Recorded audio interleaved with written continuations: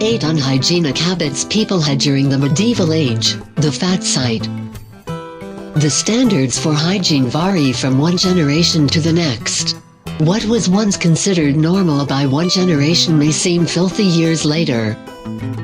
This change is often for the better as cleaner practices eliminate or significantly reduce preventable diseases. The medieval age isn't the model for cleanliness. So let's take a look at some unhygienic practices from this era. They didn't bathe often. How many times do you shower daily? Whatever your answer is, it's probably more than the average person in the medieval age. They would generally go for at least a few days before taking a bath. This might seem odd now, but it wasn't all their fault. Water wasn't always available, so one couldn't bathe frequently.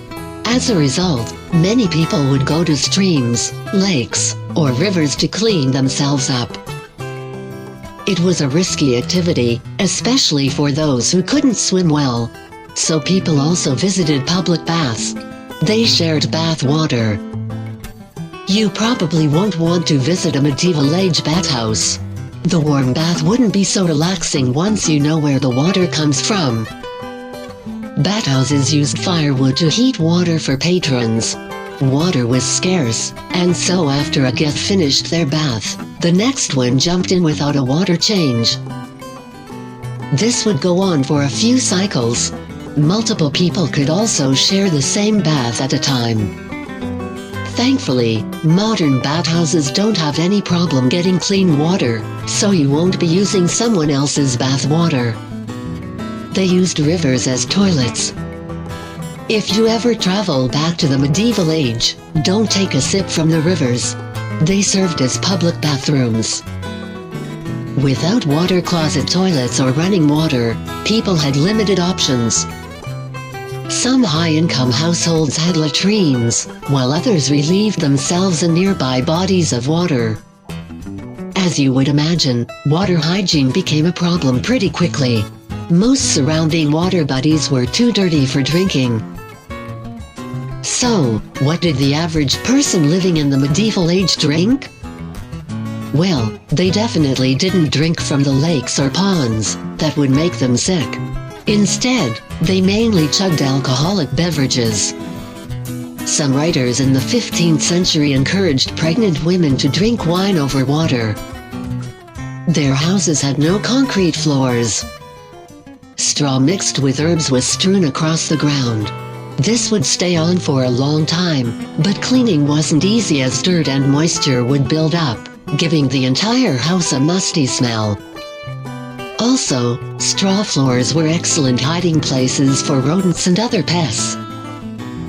The plague soon had people looking for better floors. Wooden floors became popular because they were much easier to clean. People used rugs, animal hides, or carpets over their wooden floors. Wealthier homes had clay or marble floors. They emptied chamber pots in the streets. People often had chamber pots beside their beds to relieve themselves through the night. What they did with its contents the following day might make you shudder. Residents would throw the contents of their chamber pots over their balconies into the streets.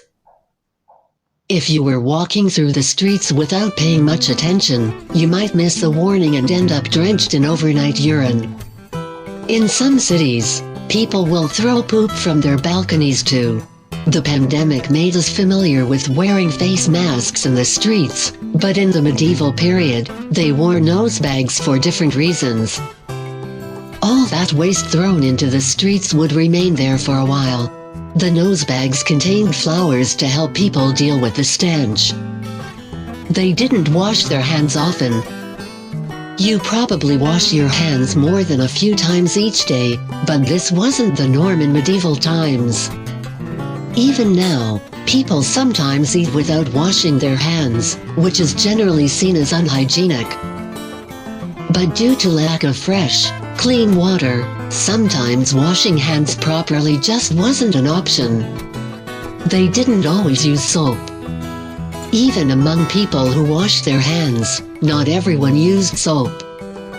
They may splash on a bit of water before drying their hands.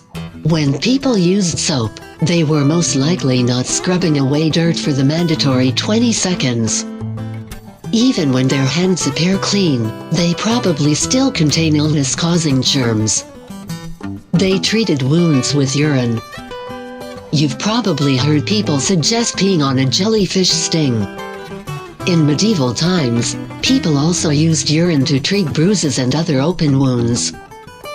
There are some problems with urine therapy. It's not an entirely sterile solution, but contains small amounts of bacteria that increase when stored. Treating open wounds with stored urine exposes a person to infection. Fortunately, thanks to modern antiseptics, this isn't a risk you have to take anymore. There are lots of fascinating things to learn from the medieval ages. Although these practices may not be the most sanitary, it's still quite impressive to see how far we've come. That said, we shouldn't follow any of these medieval hygienic practices.